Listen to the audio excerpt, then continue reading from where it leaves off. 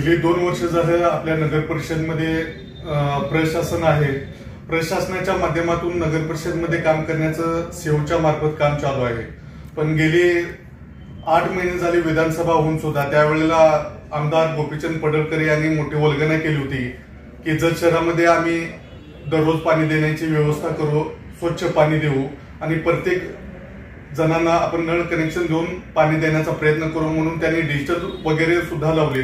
पण पाणी तर नाहीच नाही. 8 दिवसातून पाणी येतं, ते सुद्धा गलीचं पाणी येतं आणि 8 दिवसातून पाणी येत असताना सुद्धा त्या पाण्याच्या माध्यमातून अनेक डास, त्याबरोबर कीटकनाशके सुद्धा आपल्या जत शहरामध्ये पसरत आहेत.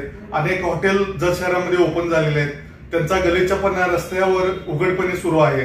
त्याचबरोबर कालच लहान मुलांची शाळा सुद्धा सुरू झालेली आहे. येत्या आपण हॉस्पिटलमध्ये 8-10 हॉस्पिटलमध्ये तुम्ही बघितला तर मलेरिया सारख्या रोगाने बरेच असे पालक, बरेच असे विद्यार्थी हे त्रस्त आहेत. आपल्या नगर परिषदच्या सीओने त्याचबरोबर प्रामुख्याने त्यांचा जो स्टाफ आहे आरोग्याच्या माध्यमातून आपल्या जत नगर परिषदकडे लक्ष देणं गरजेचं आहे. पाणी म्हणावं तसं पूर्णपणे जत शहरामध्ये पुरत नाहीये.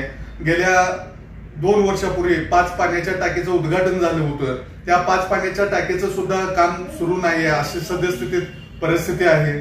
आपल्या राठोड साहेब यांना आपल्या पत्रकारांच्या माध्यमातून विनंती आहे की आरोग्य असेल, पाणी असेल, आपण जत शहरामधल्या पालकांच्या बरोबर पूर्णपणे कुटुंबाबरोबर त्यांचा जीव घेणा खेळ थांबवावा आणि पूर्णपणे आपण जत शहराकडे लक्ष द्यावं, ही तुम्हा सर्वांना विनंती करतो.